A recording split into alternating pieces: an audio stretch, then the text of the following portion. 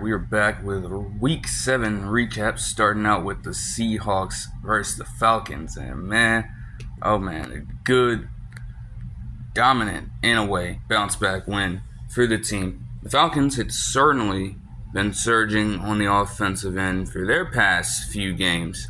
Obviously, the Thursday night action against the Bucs, and then a blowout win against the Panthers of all teams. They were certainly feeling themselves, and they kept that going a little bit with the game that Bijan Robinson was able to have, as he tallied 24 total touches and 143 total yards for a touchdown.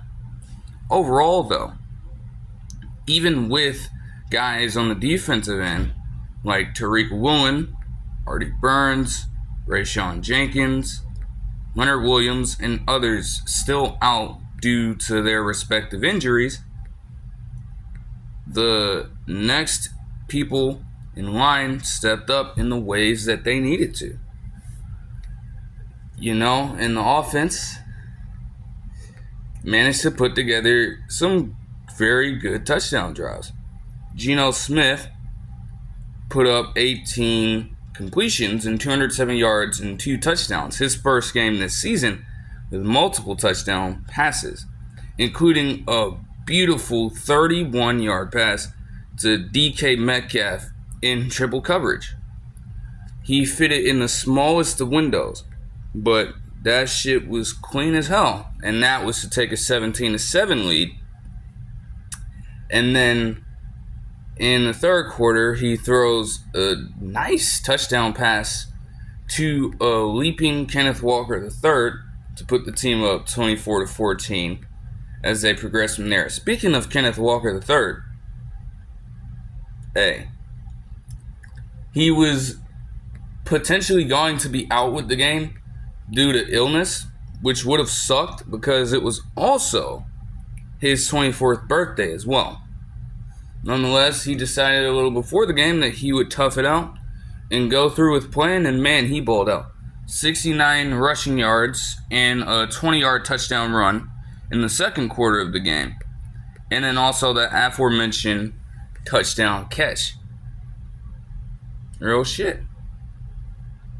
You got Jackson Smith and Jigba even coming out here and completing a 35-yard dot to DK Metcalf as he gets up.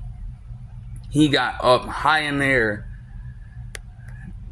Excellent job of locating the exact point to catch the ball, and he got that shit. He got a 118.8 QBR on that one completed pass. You love to see that. Well, like I said, the defense stepped up too.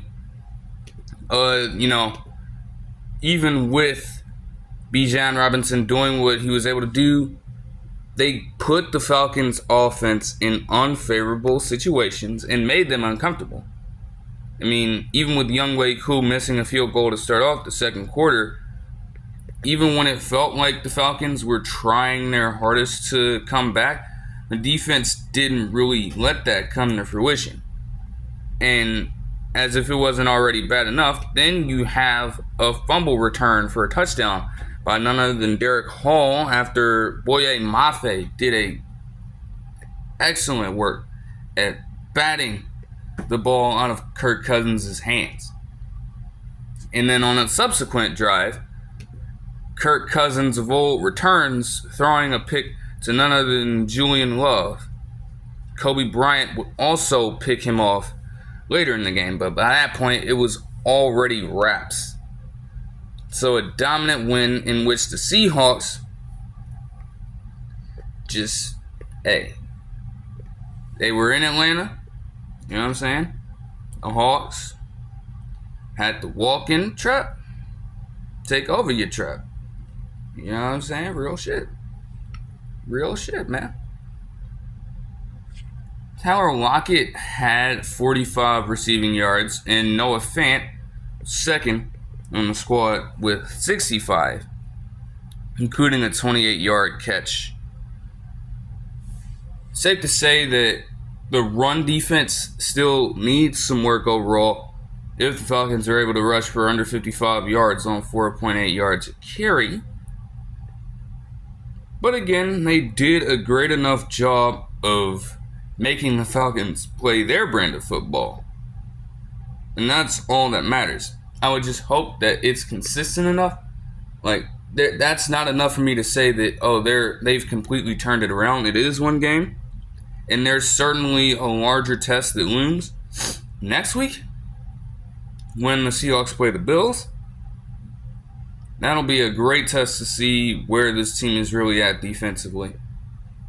It's a good contribution on the offensive side of the ball. I mean, granted, they only accounted for 27 points, to put it lightly. But the team as a whole got their first 30-point game of the season. Their most convincing win against the surging Falcons squad, who was supposed to have the easiest remaining schedule in the league. They thought. It got so drastic for them that Michael Penix Jr. even stepped in and completed a 14-yard pass that granted him a 118.8 QBR as well. The system is busted. That's weird to me. Like, that's such a discrepancy, right? I don't know if it was a check down or not, but all I'm saying is 35 yards, if the QB rating equation is structured in a certain way that accounts for that, right? How the hell does a 35-yard pass with a simple completion lead you to the same QB rating as a 14-yard pass with a simple completion? There's a large difference there. They have to figure that out. That's crazy to me. Like, what are we talking about, man? That's insane. But again, good work for them. Let's take it back, though, to the Thursday night game that I just don't know why I tuned into this one. But Broncos Saints, they played in New Orleans on the night that they were honoring Drew Brees and inducting him into the Saints Ring of Honor, giving him all his flowers, and he even spent some time in the Thursday Night Football commentator's booth with Herb Street and Michaels, I guess talking about some of his playing career and detailing the game a little bit for the young guys out there. There's no telling where the alliances truly lied, though. You know that Sean Payton wants to get his revenge on the fucking team that let him go, but he also has affinity for that team. Dennis Allen wants to beat his former mentor, as Sean Payton was obviously the head coach at the time, and Dennis Allen was an understudy of his during a few of their seasons together, while Drew Brees was obviously still at quarterback. So I don't really know who wanted who to win. But after a certain point, I guess Sean Payton just said he wanted all of the attention and all of the spotlight here. Now, before the game even started, they would have some injuries with Patrick Surtain II on Broncos side and Chris Olave being out due to injury. For Olave, he had suffered his fourth concussion in 5 years, unfortunately. So that's definitely tough. I hope he recovers from that. Bo Nix started out the game absolutely fucking sloppy.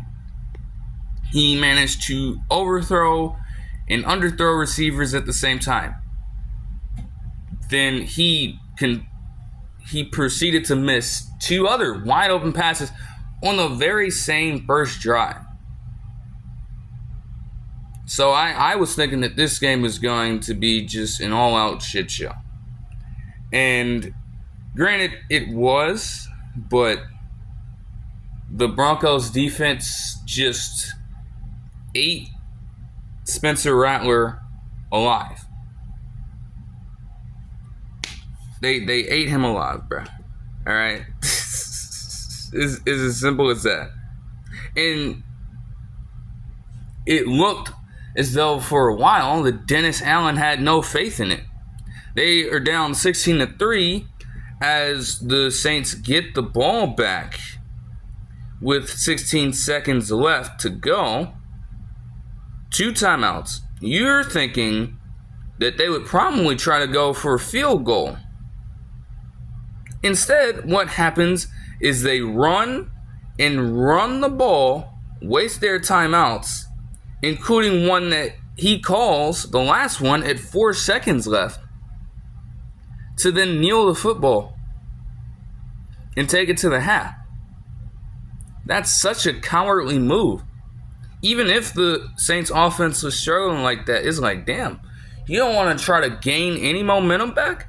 You don't want to put it all on the line on the damn night that you're honoring a franchise legend? How fucking dare you, dude?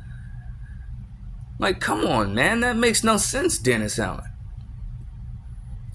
I guess one good takeaway, depending on how you look at it, is that Tipton, the Tipton dude, actually managed to catch the ball. Though 6 receptions for 45 yards is sloppy as shit. I'm shocked he even caught it. Now, he still dropped some deep bombs because, of course. But hey, man, you know what I'm saying? The Broncos were just dominant in the rushing game. Javonte Williams had one of his better games in quite a while, as he would finish with 17 total touches for 111 total yards and 2 rushing touchdowns. So they take him out for the night, let him go on and do whatever, and they put in Aldrick Estime, the running back from Notre Dame, for a few reps, and he had a solid start to his NFL career with a few bits of toting the rock until he fumbled right back to the defense. Bo Nix is just quite the character also. We saw clearly he can't throw. And he did not throw a touchdown pass.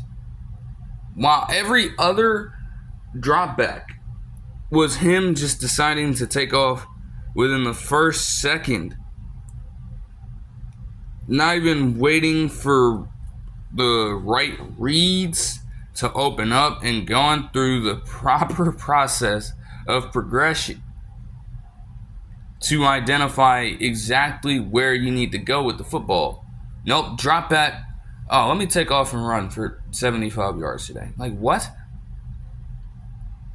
A publication before the game tried to rank the 32 starting quarterbacks in the NFL, and they titled it "And Bo Nix," as if they don't even know how to define his capability as a player in the league. Do you know how bad you have to be for someone to do you like that?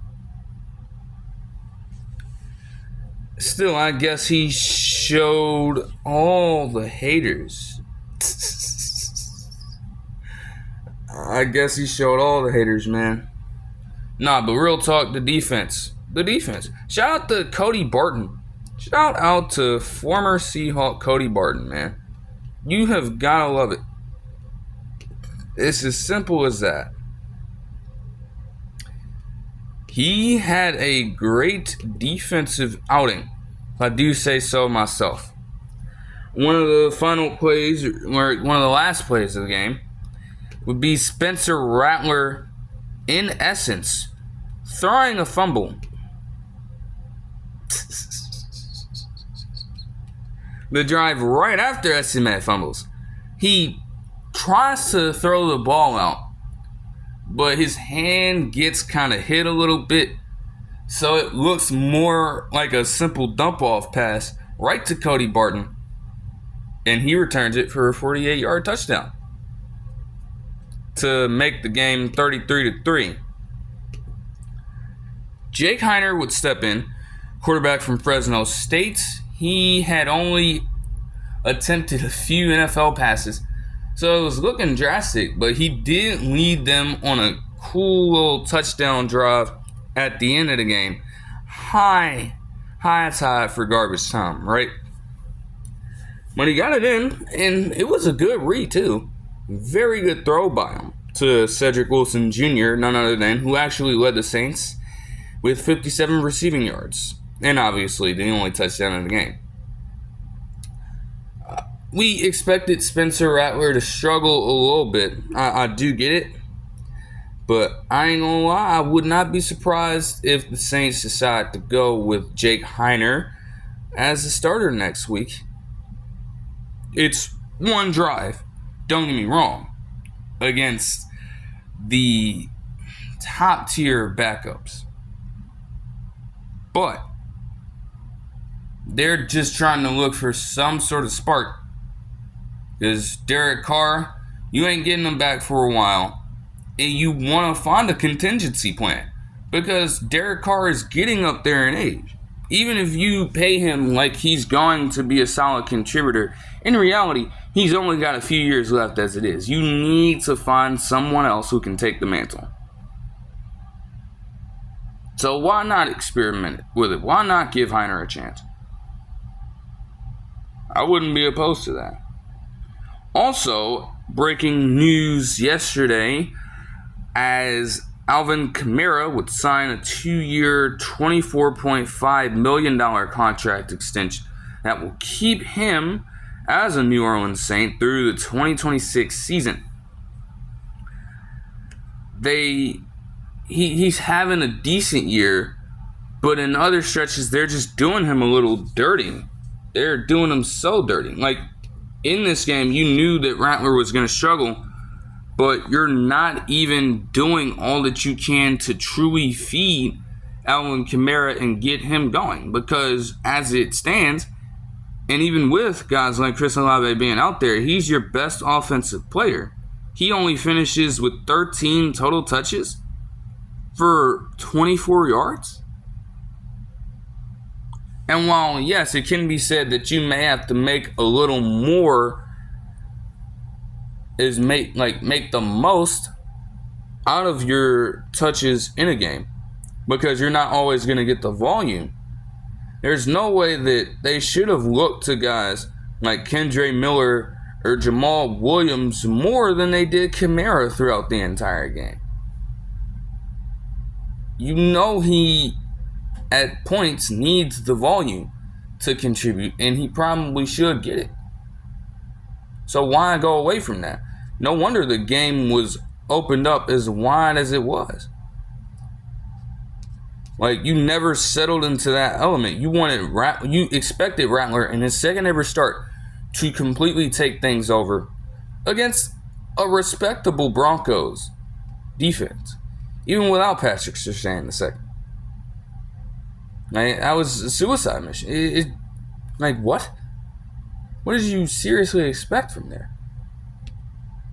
I don't know. Moving on to the Eagles-Giants game, I saw something or heard about Saquon Barkley stiff-arming shit out of somebody, and I haven't come across that clip yet. But from what I watched overall, we expected Saquon Barkley to dominate and prove exactly to Joe Schoen and those guys why they should have fucking kept him in the first place and not let him walk just because they didn't want to pay him the money and wanted to favor Daniel Jones for some reason. We saw the prime example of why he needed to stay and why Daniel Jones ain't the motherfucking guy in that locker room, bro. He's not. As he blazes past Jason Pinnock for one of his earlier runs. Ridiculousness. Then you have Brian Dable on some more bullshit by not trying to... It's so strange. I guess in a way, it worked a little bit. They put points on the board. But the fact of the matter is, you had 2 timeouts, and you had 1 minute and 41 seconds left to work with. Now, it's on Theo Johnson for not being able to keep his fucking discipline and keep his hands off of people. He caught a touchdown. He did. I wouldn't be saying anything if the Giants managed to make that happen. But they just got in their own way. So I think that Dable could have done a better job of managing the situation from there. But that aspect of it, a touchdown overturned by a penalty, can't truly be controlled. So I guess I won't go in too deep on that particular point. The defenses were on fire, though. They had combined for 9 sacks, most in a half since 2011 in a game involving the Bears.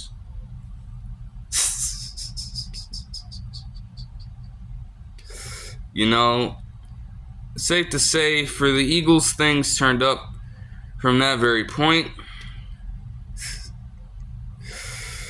Oh, man, they go and score an easy touchdown run at this point. Now, granted, they were inside the 5-yard line, and they picked up a 4th down. Jalen Hurts gets hit-sticked a little bit. Or I think he intentionally stopped his momentum of trying to go in the end zone. But Jalen Hurts, I know, would have initially scored a touchdown at that point. It was a solid quarterback run for an easy 5 yards. That's an easy touchdown for Jalen Hurts. I was thinking initially that he wanted to get Saquon Barkley in there because, I mean, you know what I'm saying? It's only right. I treat that man with respect. They tried it, and it doesn't work. Then Jalen Hurts just tries to vulture a touchdown like he typically would. Gets called for penalty. They have another shot at it, and then Jalen Hurts gets into the end zone. It was inevitable. It's just, damn, I didn't think it was going to play out that way. I thought that Saquon Barkley was really going to get it. But, hey, surely enough, Jalen Hurts would have another shot later, and he would do it again. It's just, it's not, you see Jalen Hurts with only a yard to go in the end zone, or in the red zone, any go-to-go situation, any down, he's running that in for a touchdown. He's so prolific at doing that it helped him reach a milestone for the 3rd most rushing touchdowns per quarterbacks in a career. It's insane. Like, you just can't stop it. Saquon Barkley, with his 17 rush, 176 yard and touchdown performance, would make him relatively accomplished in the annals of history as well. He has the most rushing yards through a running back's first 6 games in Eagles franchise history, and he tallied the 2nd most rushing yards for a running back against their former team since former Bears and Bengals running back Cedric Benson's 189-yard performance against Chicago with the Bengals a little while ago. The Giants are just trash. They're fucking trash. Even Kenny Pickett was able to step in for a little bit. He didn't complete a pass because of course he did.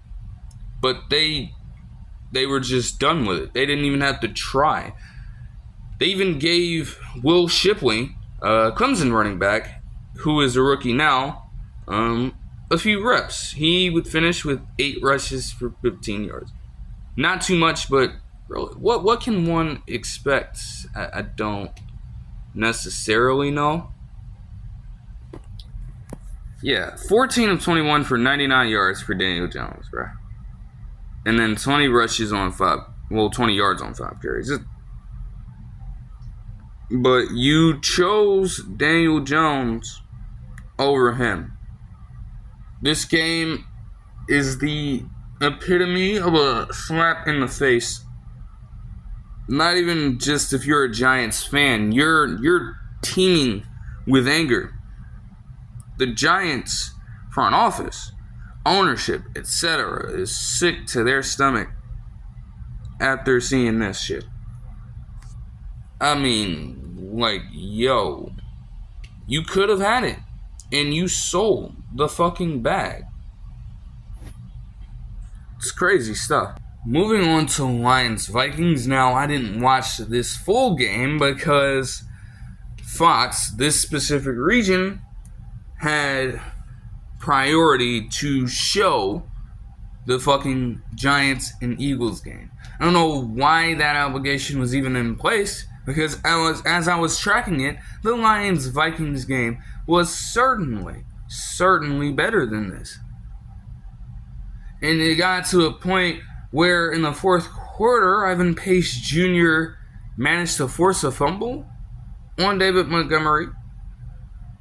Or at least he would return the fumble for a touchdown after the fumble was forced by Josh Metellus to make the game a 29-28 score in favor of the Vikings. And they still felt the need to be showing the Giants-Eagles game as it was a 28-3 blowout. Like I'm saying, switch the fucking channel, because there's no way at that point you're making millions of fans everywhere just miss out on that action because you want to relegate the masses to watching the New York Football Giants in 2024. As porous as they've been all around, to be honest. Like, seriously, who the fuck outside of Giants fans is going to relegate themselves to that? There are literally some Giants fans out there who will just straight up cut the damn game off. Some of their own fans don't even want to watch half of that shit sometimes. What makes you think a general casual NFL fan or a fan of a different team is gonna want to sit there and consume that? Like, no. But it came on just in time for the Lions to have the ball and be driving down the field, so they would continue to do a little bit of work, getting a solid run after picking up the first down, and then just kneeling out the clock, taking off as much time as possible. Yeah, Dan Campbell, where's the aggressiveness? And that's smart coaching. You know, he can be aggressive, but that's one thing he is going to have to learn, is just generally being, like, smarter with some of these decisions. Because he very well could have called other plays and things like that. But given the scenario, it was best to just run down as much time as possible and try to come away with the win. And granted, Jake Bates, the former UFL player who was signed to the Lions in the offseason, would hit the game winner to give them a 31-29 win. After the game, it was revealed that Jameson Williams, as of Monday, would be suspended for 2 games for violating the NFL's performance-enhancing drugs policy. That may explain just a little bit. Just a little bit. You know what I'm saying? It is tough for him, though. He truly, in all seriousness, has been having one of his better years and was on pace to outpace some of his contributions over the course of his last 2 years combined. Think about that. So it will hurt that momentum just a little bit, but I'm sure that when he comes back, he'll be all right. You know, hey, man.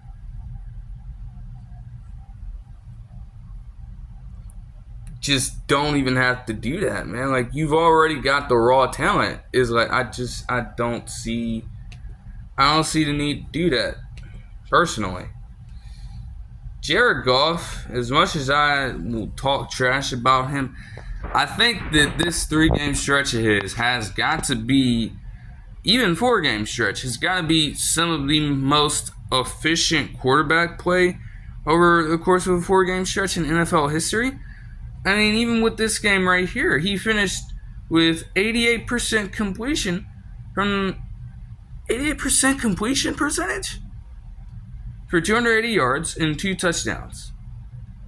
It was a quieter game for David Montgomery, but he finished with 31 rushing yards. Jahmyr Gibbs had 19 total for 160 and 2 touchdowns. On any given Sunday, it's going to be at least either one of those two going off or both of them going off at the same time. You are never going to find yourself in a spot, if you're the opposing team, where you can contain both of these running backs. And that's scary. That's scary. Having saw that play out as the Lions gashed the Seahawks on Monday Night Football, that's a scary realization for the rest of the league, as their team would finish with 144 combined yards on 5.3 yards per carry. You mean to tell me that Jared Goff is that effective and your rushing attack is that dominant to the point where you're just going to get consistently worn down like that? That's problematic for so many defenses. Amon-Ra St. Brown would be the only Lions wide receiver over 50 yards, and he would garner a 100-yard performance, getting a touchdown with 112 receiving yards on 8 receptions. Sam Darnold, not an MVP level game, but not terrible either. They were still well within their chances to win, well within their capability to come out with this game. Aaron Jones had a great game, though, giving him 14 rushes, 93 yards, and a touchdown, while Justin Jefferson would lead the show, albeit not with a 100-yard performance, but with an 81-yard receiving output and a touchdown on 7 receptions. A narrow victory, but a true win to try to assert themselves in the NFC North and try to distance themselves from other teams. The conference still has a great amount of their teams, if not all of them, with records over 500. So those divisional games just become that much more important. Commanders-Panthers, I don't even know if there's really much to say about the game itself. Just with weird sliding tactics and just taking very awkward looking hits, Jayden Daniels would suffer a rib injury that took him out for the rest of the game, and he'll be monitored week to week, but it's not anything too drastic. But as soon as we started out the game with seeing a washed up Dante Fowler Jr. take an interception thrown by Andy Dalton for 75 yards and a touchdown, this game was over before it really even started, even without Jayden Daniels being at the quarterback position. They insert Marcus Mariota, taking it back to his Heisman days at Oregon, throwing 205 yards on 78.3% completion and 2 touchdowns over the course of the game. 11 rushes for 34 yards is definitely the stat line of a pretty good college quarterback who happens to be a dual threat. But he led a team that just continued to put belt to ass from there. I mean, it never felt like the Panthers had a chance, even when they scored, which was very late. It could have been much worse than some 40-7, but the Commanders just tried their best to show some mercy. They cooled down in the second half. And they allowed Chuba Hubbard to score the only touchdown of the game for the Panthers, all right? Damn, 40-7 blowout. That's just so embarrassing on so many fronts. The rushing attack outpaced the passing yardage output as they would get 214 yards on the ground with 5.6 yards a carry and a touchdown run by Brian Robinson Jr., who would lead the show. Terry McLaurin also got close to 100 receiving yards, only finished with 98 on 6 receptions. Bryce Young was put in again, and he did not lead them on a touchdown drive. Just an all-around terrible performance. Now Panthers fans are just going to be going through this shit again. They're not going outside anymore. They're retreating back to their barren houses and just getting in very, very low moods about the entire ordeal. Very low moods.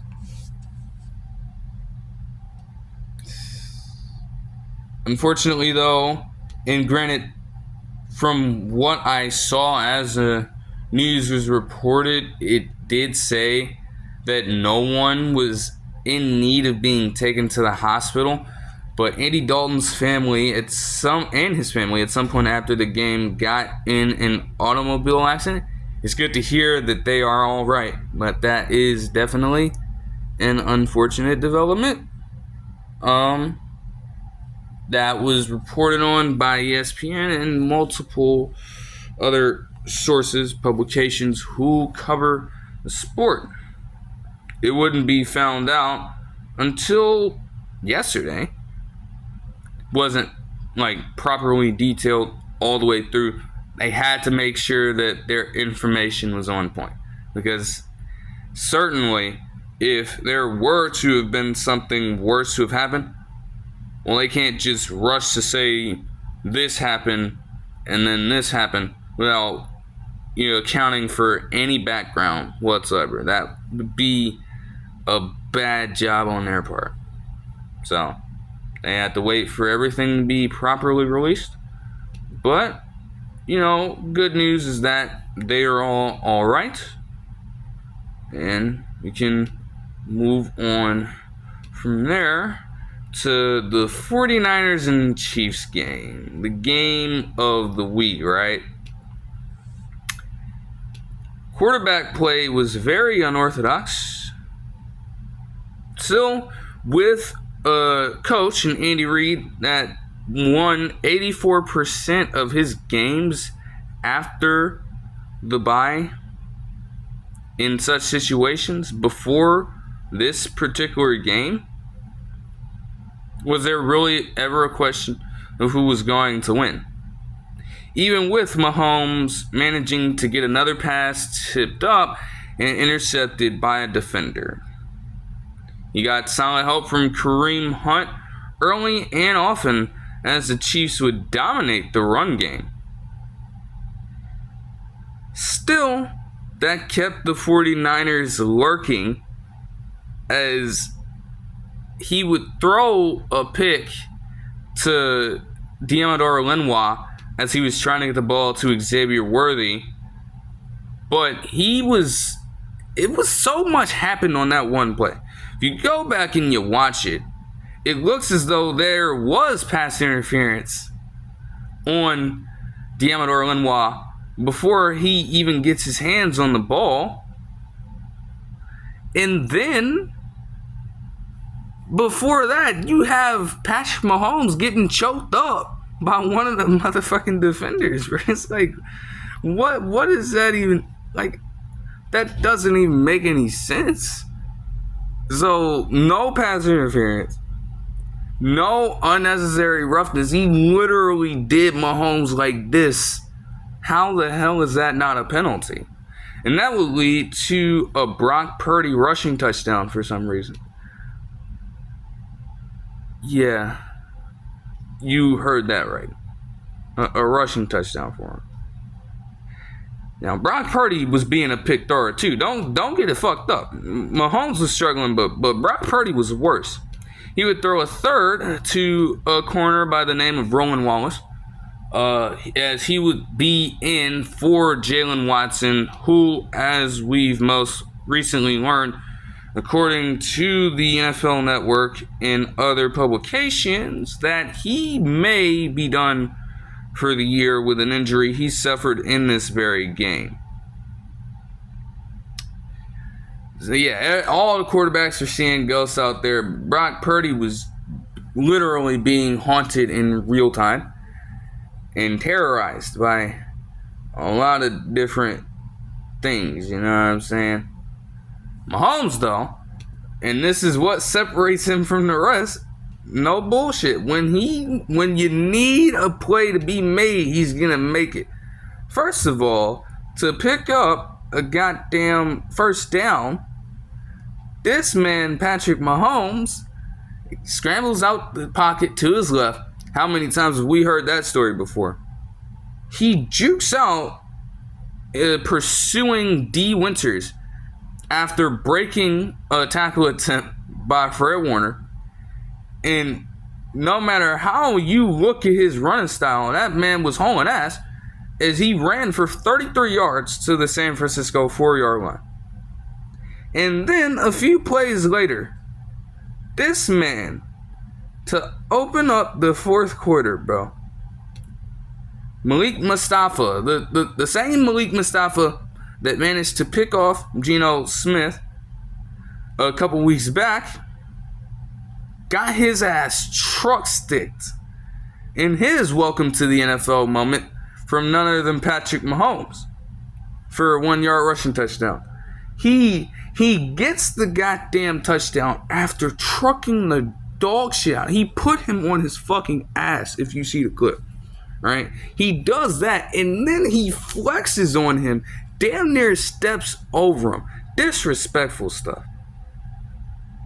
But that kind of smash mouth football is what would help the Chiefs maintain a lead, as they would get another rushing touchdown with none other than Mecole Hardman Jr. later on in the game. After getting another interception, credit to their defense too, they were trying to drive the ball. They got inside the 5-yard line, but a good deflection by none other than George Karlaftis led to an interception by a very young safety prospect for them, and it closed out the game.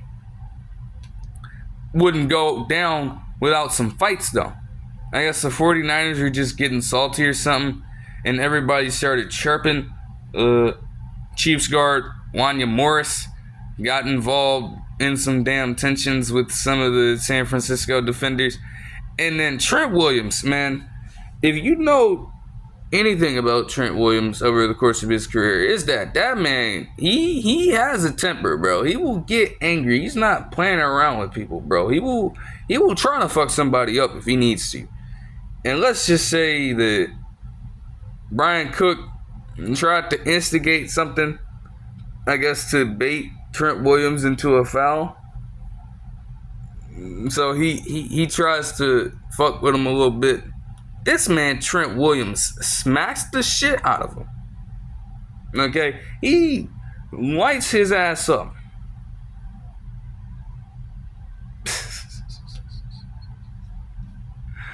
Oh, man. Look, bro. He does all that shit. Okay? Then you have a situation within 2 minutes of real time later, after committing violence and slapping the shit out of him on the field, the cameraman cuts to a shot of Trent Williams signing a kid's autograph. Elite work for the cameraman, one, to pan to that shot. Because how does that even work? You are Trent Williams in this regard. How the hell do you go from committing full-on attempts of violence on the field to screaming, "Stop the violence," and "I love the kids," less than 2 minutes of real time later. That's just, like, that's so fucking hilarious, bro. I don't even know how the kid was feeling, bro. I'm sure he saw it. He was standing, like, right in front, near the back of the end zone with, other people. I'm sure he saw what the hell just happened. Man was probably intimidated and didn't know what else to do. He wasn't expecting him to come over there. He was genuinely trying to run. He just, I don't know, man. The Chiefs would become the 4th all-time team to remain as the last unbeaten team in the season following a Super Bowl win of theirs. And it would also be found out on Monday that Debo would be in the hospital dealing with pneumonia. Now, yesterday, as the situation has developed, it was reported that he was released from the hospital and he's probably in better condition after. That was certainly scary. They said he had, like, liquid and shit forming in his lungs, and he had difficulty breathing during the game, so they took him out. They had to see what would go down, and I guess it just got worse and worse and worse, and they had to admit him. It's good to hear that he's doing better, though. So, hey, a tough loss for the 49ers. I mean, Brock Purdy played like shit, though. You know what I'm saying? Threw 3 damn picks on fucking 17 of 31 passing. And also just 212 yards. Guess he just got to activate a little Mahomes. Even though he would finish with 2 rushing touchdowns. So, I mean, I guess. Mahomes would finish 16 of 27 for 154 and 2 interceptions. But they would run for 184 combined yards, wearing down that 49ers defense. And all 4 of their touchdowns were rushing touchdowns. As I mentioned, Kareem Hunt dominated for most of the game, getting 78 rushing yards and 2 touchdowns. Just, like, damn. I mean, it's to a point where even you look at this receiving, Noah Gray, of all people, had 66 receiving yards. No other true receiver had more than Xavier Worthy's 19. Samaje Perine had a 22-yard catch. That was it. You can't hate it. Like, I guess you can hate it if you want to hate it. But I would respect that. The Chiefs are just finding all of these different ways to win football games. It's as simple as that. Moving on to the Jets-Steelers game. Let's motherfucking ride. Let's ride. Let's ride, Steelers country. Let's fucking ride. In a game where all the attention was supposed to be going to the reunion of Davante Adams and Aaron Rodgers, as he would be set to play in the very game after being traded from the Raiders to show his abilities one more time. Russell Wilson took over everything. Now, granted, it took a little while. He would start out the game 2 of 8 passing for 19 yards with some truly atrocious throws, if I do say so myself. But after a 44-yard bomb to a jumping George Pickens, it was on from there. It's as simple as that. And on a night where they were honoring some of their past championship teams, the Steelers, you had guys like Mel Blount, Rocky Bleier, Mean Joe Green, and others there taking a cool little photograph. I'm like, that's cool. They gotta pop out though. They certainly did by the end of it. Breece Hall needs to get faster. Breece Hall has to get fast. Like, he had a very good reception that went for a long amount of yardage. But this man, at every turn, it seems like he just finds a way to come up short almost all the time. Like a 57-yard catch is great, and he was weaving in and out of different tackles and everything. The home run potential for him is there, but Minkah Fitzpatrick still manages to catch him. I guess for this specific drive, a touchdown pass to Tyler Conklin and a successful 2-point conversion meant that the Jets would go up 15-6, so I guess it wasn't all bad. But on most of the other Jets drives this season where Breece Hall gets a big play like that and gets stopped inside the 10 or 5-yard line of the opposing team, drives almost always stall out into field goal attempts. So you'd want to see him trying to convert on a little more of those plays. Because more often than not, the Jets have struggled in the red zone. But, hey, I guess Beanie Bishop Jr. owns Aaron Rodgers. I don't know. The first pick to Bishop Jr. was terrible. Very bad. Don't get me wrong. But the one that would take place in the second half, that's all Garrett Wilson's fault. I'm not even going to hold you. It bounces off of his shoulder pad and a little towards his hands, but if it's hitting you like that, it isn't a terrible pass. You have to find a better way to adjust. And you rush the process, bounces right into Beanie Bishop Jr.'s hands, and he returns it. Though Devontae Adams activates his inner DK Metcalf and saves the day by taking a leap of fucking faith to tackle this nigga at the 3-yard line.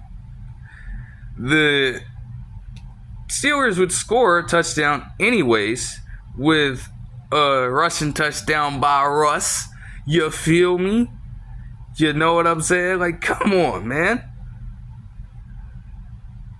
Just dot after dot after dot all night. As for Aaron Rodgers, though, he was getting sacrificed out there.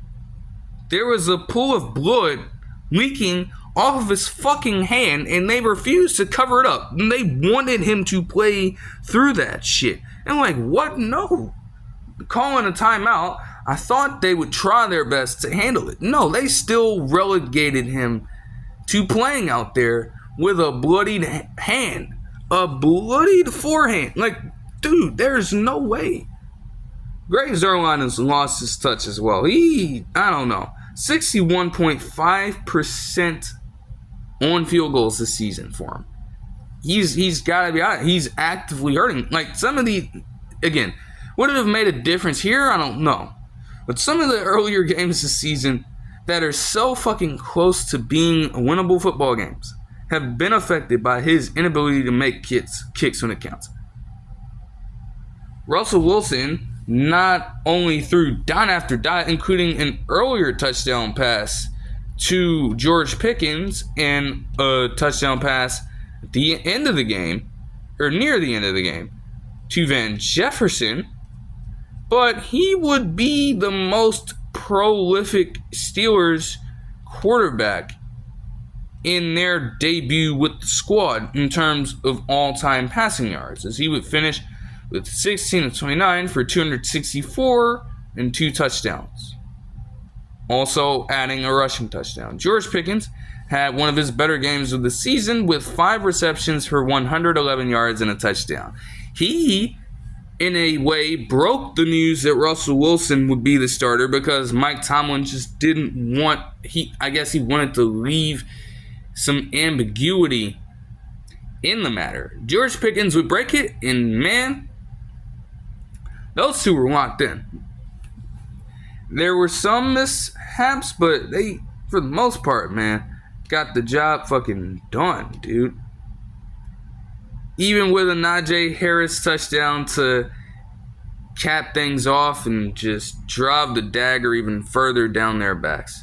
Even he finished with 21 rushes for under 2 yards and a touchdown, being relatively efficient with the ball I guess 4.9 yards a carry is certainly like one of his higher marks, one of the higher marks he's had in games. He finally decided to utilize his size correctly. Moving on to the Monday night action, starting out with the Ravens and the Bucs.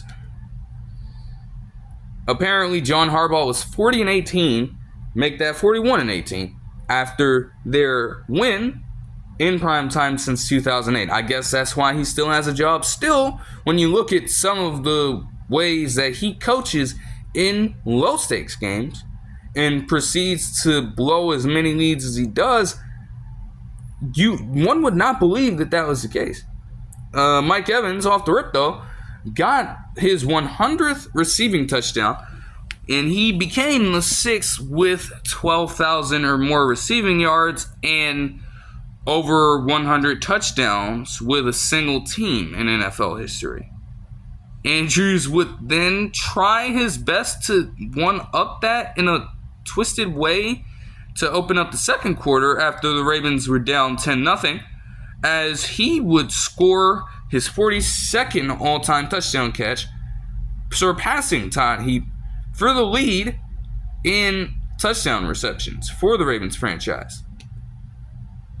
Defense started to lock in as Marlon Humphrey would manage to catch an interception that led to another Ravens touchdown scored by none other than Justice Hill, and then another interception by Marlon Humphrey follow. And the Ravens had a chance to take a 21-10 lead, but penalty after penalty after fucking penalty, in terms of holding, in terms of false starts, in terms of ineligible man downfield, in some cases even, any penalty you can think of, they suffered over the course of this drive. And they had a goal-to-goal situation. First in goal from the 8-yard line. By the end of the drive, they were backed up at the 30-yard line because they could not play with discipline. Luckily for them, they started out the second half with possession of the football, as they would score another field goal after they start things out. Chase McLaughlin would do Chase McLaughlin things and miss the field goal, leading to a dime of a touchdown pass to Rashad Bateman from none other than Lamar Jackson. With that, he would set precedent, becoming the most efficient Monday Night Football quarterback in history. He had the most consecutive touchdowns at the time with 18. He would extend that to 20 consecutive touchdown passes without interceptions thrown. He has never thrown one on Monday Night Football. Ever since his first Monday Night Football appearance, he's just been a baller there. You gotta love that. And against the blitz, he was prolific too. At a certain point, he had 88% completion. He had over 130 yards, and he had the touchdown pass. That's very good stuff. Derrick Henry would then decide that he wanted to take things over, getting a damn 81-yard rush before being caught by Zane McCollum, who, again, as the commentators pointed out, he took the correct angle of pursuit there. So it wasn't really shocking, but it's just like the way it looked on the broadcast. I really did think he was gone for a second. It's just like, man, that's got to be so crushing. Another touchdown catch by Mark Andrews would create a situation where after being down 10-0, they were literally scoring 34 unanswered points. That was before a fumble led to a touchdown, though this fumble was weird. It was initially ruled a touchdown. Luckily, Zay Flowers, after he fumbled, was still down on the ground to touch Zane McCollum and make him down by contact. But this man literally carried Isaiah Likely, Zay Flowers, and Lamar Jackson as he ran it into the end zone. That was so embarrassing, even if it was overturned via penalty. Because how the fuck do you let that happen? I don't care if you are an offensive player and you're not always taught to make routine fucking tackles. What? Like, what? Where's the strength? Where's the intensity at to get that man down? There's no way he wanted the touchdown more than you wanted to stop him. Craziness. Rachaad White would get the job done with a reception touchdown, and they would convert a two-pointer, but the Ravens would open it up 41-18 with a Derrick Henry touchdown catch. The Bucs would proceed to go on consecutive touchdown drives, getting an onside kick for the first time this season, and a successful onside kick for the first time this season, rather, and scoring touchdowns alternating between Bucky Irving and Rachaad White before ending off the game. Really, even if it was a 41-31 score won by the Ravens, it more like a Chris Paul effect. Like, seriously. That didn't really do much of anything. Derrick Henry and Lamar Jackson set respective milestones, multiple milestones. For Derrick Henry, he tallied 18 career rushes of 50-plus yards, which is the most since 2016. His 2,613 rushing yards and more, with, him putting in a little more contributions after the graphic was shown in the fourth quarter, is also the most since 2016 for running backs. In the case of Lamar Jackson, he had the second most games with 5 or more passing touchdowns in the given span, behind Patrick Mahomes' 6 such games. And he has done it 5 times, has simply tied the franchise single game record. For the Ravens, it's 5. He has consistently gotten 5. He's never crossed that threshold. He could eventually do it, but it's just so strange. He is also set to have the best record in primetime action. He currently sits at 18-5, which he would have to go through more, obviously. But in terms of percentage, it's already better than those of Steve Young, Ken Sabler, and Joe Montana in primetime, with more games played, but less win percentage. But yeah, Lamar Jackson is he's a running back. He can't throw the ball. Yeah, okay. I mean, I feel like that's just getting like so many people want to say that, but in reality, I feel like that's getting less and less popular to do now. Like, real, if you're just doing that at that point, like, you're just a full-on hater. I don't know how many people you really think are gonna be on your side with that and be in that same line of thinking, but hey, to each their own, man. You know what I'm saying? The Bucs wide receiver core might be in danger a little bit.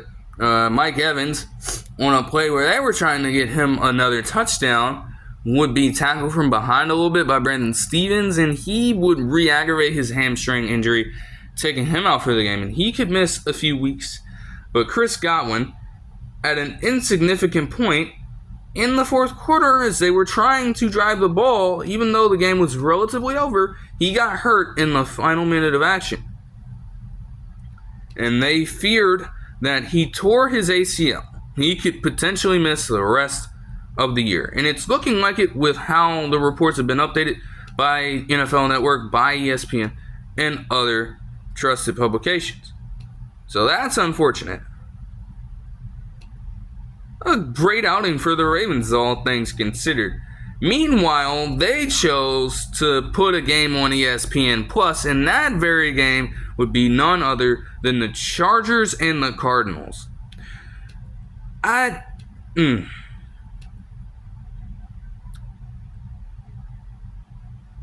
the fucking Chargers can pull off some of the shit they do sometimes. Okay? Only the fucking Chargers, dude. For Kyler Murray to only throw 145 yards, throw a touchdown, and you still lose? While he only completed 53.8% of his passes. For Justin Herbert to throw for 349 yards, his highest output this season. But now the rushing game all of a sudden doesn't know how to operate, as they only combine for 59 total yards on 2.7 yards per carry. And consistently drive down the field, but consistently settle for field goal after field goal. Shout out to Cameron Dicker, the MVP of this game for them. They had chance after chance to get touchdowns on the board, and they were so in position to win until they didn't. Now, James Conner had a good game. 101 rushing yards on 19 carries, and even 2 receptions for 51 yards. But look, when it comes down to it, all I've got to say for this shit is this. They pick off Kyler Murray on the very first drive of the fucking game. And then as this motherfucker is returning the ball, he fumbles, gifting it right back to the offense. They would punt on the next drive. But then you have Jalen Reagor being utilized on the goddamn team as he ran for a 41-yard gain to try to get the Chargers inside the 5-yard line to potentially score a touchdown. This man fumbles as it's forced by an oncoming Cardinals safety, backup safety even, and Jalen Thompson, streaking just a little behind those two, recovers it in the fucking end zone. The Cardinals get the ball back, but still don't do anything with it. And the score remained 0-0 at the start of the first quarter. 2 chances to get points on the board and even touchdowns, and you sell them both at that point. Not to mention, too, that again, at multiple points, by just simply taking field goals, they had the lead at different points. And those missed opportunities would come back to bite them as they were defeated by none other than Chad fucking Ryland on a game-winning kick. You cannot make that up if you tried, man. Like, that is insane to me. That just doesn't make a lick of fucking sense. Lose the game 17-15. Like, I don't even know what to say about that. I really don't. It's so strange. I seriously need help figuring this shit out. But we'll take it back with that to Sunday and move on to the London action. The Jaguars won it. I mean, they're just so lucky that the Patriots are so bad. Okay. Shout out to Parker Washington, though. He would get a 96-yard punt return for touchdown in the second quarter to open the game up 22-10 for them. Offense started out doing a little better for the Jaguars. Took a little bit, but once they got going, and then just getting a little bit of distance, enough distance between them and the Patriots, their defense clamped down, and then the Patriots didn't stand much of a chance. I guess from what I'm seeing here, very first drive also, you got JaMycal Hasty, former Jaguar himself, getting some revenge and scoring a 16-yard touchdown catch. So that's nice. And when it comes to Drake May, This is a solid outing once more, and I can't necessarily say that it's his fault that they lose the game, but they've just got a lot of stuff that they need to figure out right now. I mean, 26 of 37, 276, 2 touchdowns, and 18 rushing yards on 3 carries. It's not bad. That's relatively good. And it's a lot cleaner than some of the other rookie quarterbacks for a decent amount of their games, right? But their rushing attack overall is terrible. Yes, Ramondre Stevenson was coming back from being out, but for him to finish with 7 carries for 18 yards, for the team as a whole to finish with 15 for 38 yards on 2.5 yards a carry, how the hell do you expect to last in a game like that when you aren't asserting yourself on the ground? And when a player like Dearness Johnson, who is the backup, managed to have the same amount of rushing yards as your entire team on 9 carries. When Tank Bigsby, who got the start in place of Travis Etienne Jr. this game, managed to get over 3 times the amount of rushing yards that you had in this game, as he finished with 26 rushes for 118 yards and 2 touchdowns himself, including 1 to run up the score at the end of the game. That's problematic. So they've got to do some deep digging. Look deep within yourselves, because that's a horrible output. You ain't going to last with nobody if you can't run the goddamn ball, especially in today's league.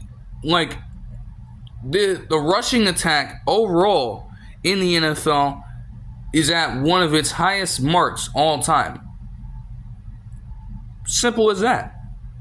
You have to be able to do it somewhat effectively and repetitively enough to wear down the defense and then open up chances for deep shots and so on and so forth. Like, it's very much, even if it may feel at times like it's a pass-happy league, you still need the run game to help you flourish.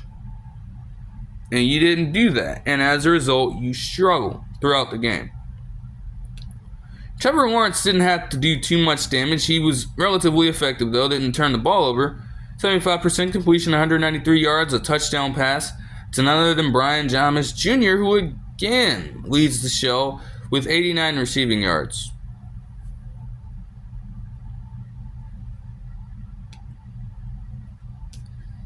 Like, man. The Jaguars just love London, I guess. They have a loyal fan base. But y'all aren't trying to put a team there, bro. Y'all aren't trying to do that. You know what I'm saying? Like, where would the harm in that be at? I don't know. Like, come on, man. I gotta, you know what I'm saying? Dolphins Colts next. I guess it's good that Devon Achane had a solid game with 17 total touches for 85 total yards. The only touchdown scored by the Dolphins was by none other than Jonnu Smith, who led the entire team in scrimmage yardage with 7 receptions for 96 yards. He caught all his targets, so I guess that's good. But, like, Tyreek Hill is still struggling.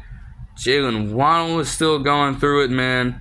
Like, they only finished with 4 combined targets and 2 combined receptions for 19 yards. What the fuck? Even Odell Beckham steps in, doesn't get a catch. Like, they need Tua Tagovailoa back so bad, bro. Even if you have people who want to hate on his capabilities as a quarterback, like, I know it's better than the combined efforts of fucking Tim Boyle and Tyler Huntley, who both played in this game and combined to complete just 57.7% of their passes for 161 yards and a touchdown pass. it's safe to say that Anthony Richardson could get away with completing just 41.7% of his passes on 10 of 24 passing. He didn't throw a touchdown pass. He only threw for 129 yards and had to run the ball 14 times to get 56 yards. If this is any other team, they're going to find themselves in winning position because the Dolphins are just that atrocious right now. You let that shit slide. It is a decent win, but what the heck? Like, come on, that's not even efficient football. And you let that pass, dude. Come on, man. I guess balance was stressed a little more, and it was always going to be when you have Anthony Richardson in over Joe Flacco, obviously, because it takes a little bit. You know, Anthony Richardson has such a long way to go before becoming truly efficient, and granted, this was a problem when he was coming out of college. This was stress, but it's like, damn. I mean, oh my goodness. 155 total rushing yards for the team and 4.2 yards a carry is good overall, though, and it kept the defense on their toes for long enough to make sure that once the Colts got a lead, they wouldn't be in position to give it up necessarily. Now, it was a 10-10 game up until the fourth quarter when the Colts would then take their lead, and then you would have Jason Sanders miss a field goal. Interestingly enough, after all that, though, pretty much a wrap.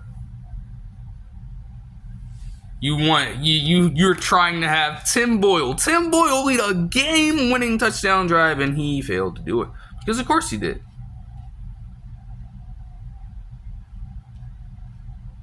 Like, that's just not even a game you should lose. Even with the quarterback situation, that's not a game that should be lost. So you should certainly feel a little bit of shame right now. I'm not going to hold you. And as much as Tyreek Hill wants to say what he wants to say about, you know, not having any sort of, like, regrets of being on the team or whatever, no, man. All right, No, we're not buying it. If things continue to get like this, man, he gonna be out of here, bro. I'm sorry. Titans, Bills dominate them 34-10 in their first game with Amari Cooper, who would get a touchdown catch and have 66 receiving yards on 4 carries. But they would also have some of the secondary and tertiary wide receivers step up. I mean, Shakir was right behind him in receiving yards with 65. Keon Coleman had a solid game with 4 receptions for 125 yards. Ray Davis would lead the rushing attack for them again with a touchdown run. James Cook was also back and would also score a touchdown run, but only got 32 yards with 2.7 yards a carry. No Will Levis for this one. They had Mason Rudolph trying out there and try his hardest to compete, and he certainly was not able to. I mean, are we really surprised by that, though? Even with them managing to take a 10-point lead, another situation where the Bills just score 34 unanswered points. You get some fumbles by Mason Rudolph in there. You get a later interception thrown by Mason Rudolph to none other than Damar Hamlin. This is his second of his career. Like, that's just horrible. Rushing attack, 89 yards on 3.7 yards a carry. That isn't scaring anyone. Who even is Chestnut? I'm not even sure. Oh, man. Yeah.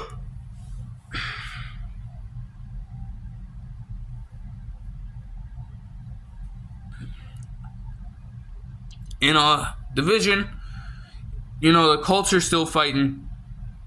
Obviously, the Jaguars are definitely in like a lot of shit right now, even with winning this game. Honestly, the Jaguars, depending on how their schedule looks, they could turn things around a little bit. They just need their coaching to be in order.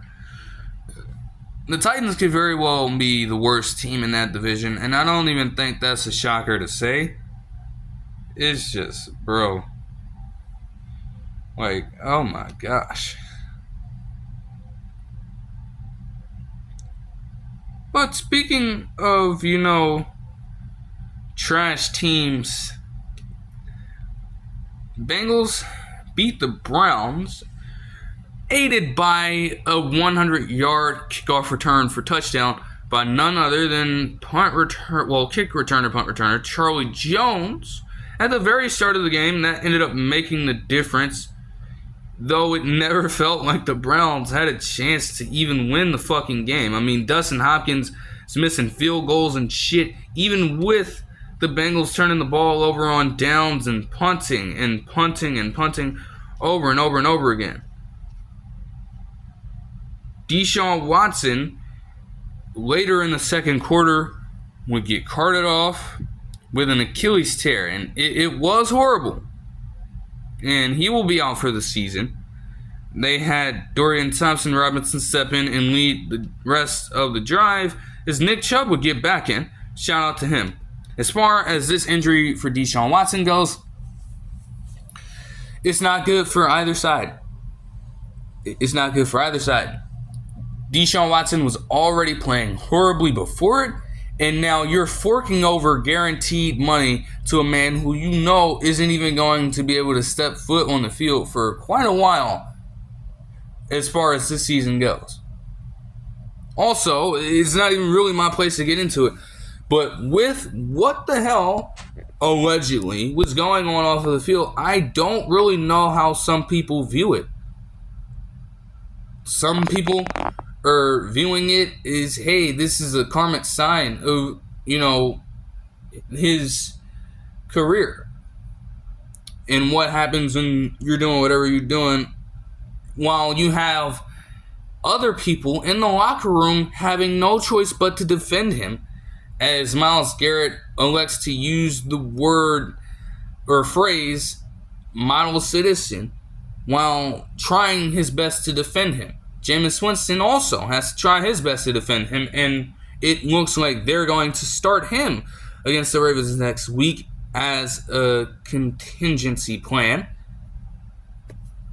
It's literally a trap because the Haslams set it up.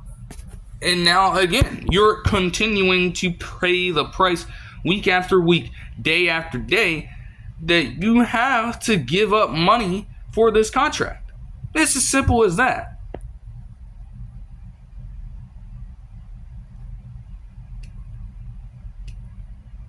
Now, the Bengals would eventually open it up as Joe Burrow would finish with 15 of 25 passing for under 81 yards and 2 touchdown passes, both to T. Higgins and Jamar Chase, because, of course, Jamar Chase continues to stretch his lead in receptions and receiving yards in the NFL with the results of this game. Like I said, Dorian Thompson-Robinson, he was in for a little bit. He led the touchdown drive, but the Bengals defense just made life hell for him. He struggled. They put Jameis Winston in and get a touchdown at the end of the game to David Njoku.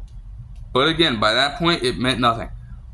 Way too late to make some shit happen now. It just wasn't worth it at that point. Geno Stone would catch a pick, but not after Sam Hubbard jumps in the air for one, too, working the hell out of Dorian Thompson-Robinson. Ohio State, man, doing Ohio State things like Ohio State niggas do. You know what I'm saying? Real shit. Come on, man. 21-14 dub for them, as I mentioned. Moving on to the Texans and Packers.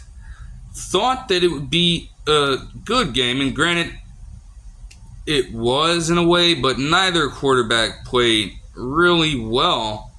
Jordan Love finished with 24 of 33 passing for 220 yards, 3 touchdowns, and 2 picks thrown to Hewitt, linebacker, as far as I know, and also a rookie in Bullock, a D-back from, serious, it just doesn't make any sense. Damn, 3-2 touchdown to interception ratio. Still, Packers they kept it close throughout most of the game, and they even took the lead in the third quarter, 21-19, with him throwing a touchdown pass to Josh Jacobs. But it was mostly punts and field goals that followed after that. They were in prime position to win. Also because C.J. Stroud, again, 10 of 21 passing for him for 86 yards. No touchdowns, no picks, but certainly, for his standards, a horrible performance. There's no question about that. And again, you would hope that people have actually talked about that. You want to give the Texans praise. I get it. But you can't deny when you see a game like that. No. You can't go. You can't just say. You can't pass that up. You can't act like that didn't happen. And I think that's a testament to the Packers defense as well. Without them necessarily forcing him into any turnovers, they certainly made him uncomfortable all day. If he's getting into situations like that, I mean, they finished with 4 sacks and 11 TFLs. So they were certainly stopping any momentum there. If anything, it was Joe Mixon that kept them in the game, as he finished with 115 yards and 2 touchdown runs. Now, the Texans had a chance to go out there and win it, but they gave the ball right back to a Packers team looking to mount a drive, and a drive they would mount as the defense would fail to stop them. Even after scoring a field goal on the drive before, some stupid penalties got in the way, and Brandon McManus would be stepping in for Braden Arbison and kick the game-winning field goal after dealing with all the allegations he dealt with. Gotta love that. All right, and lastly, the Raiders and the Rams. Aiden O'Connell actually got hurt, so they're looking to someone else.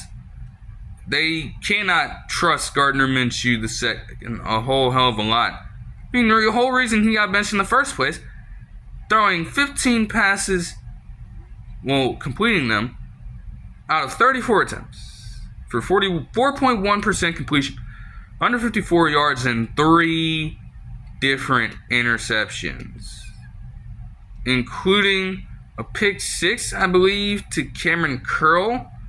Jacoby Durant caught an earlier one. He also fumbled the ball. That was also forced by Jacoby Durant right after. Rams defense is just feasted on the gifts being provided to them by Gardner Minshew. That's terrible. That's just horrible, man. And then Turner would also find himself in position to catch yet another interception.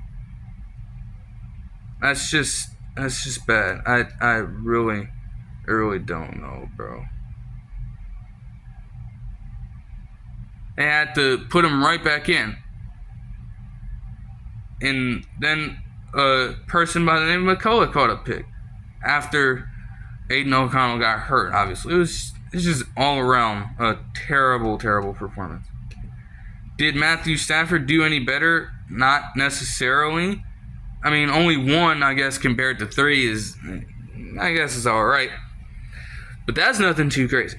Kyron Williams continues to maintain his streak of games with at least a rushing touchdown scored. He tallied 2 with 76 rushing yards. That's really all they needed here. Yeah. As far as, again, they win this one 20-15. Not much to say about it there, but more recent development over the course of the past couple days is that apparently they're looking to shop Cooper Kupp. They're fielding trade offers for him. And Cooper Kupp would also come out and say, according to NFL Network, that he wouldn't necessarily be worried about it and that he's got a job to do, which is reasonable. It's quite a twist of fate to see.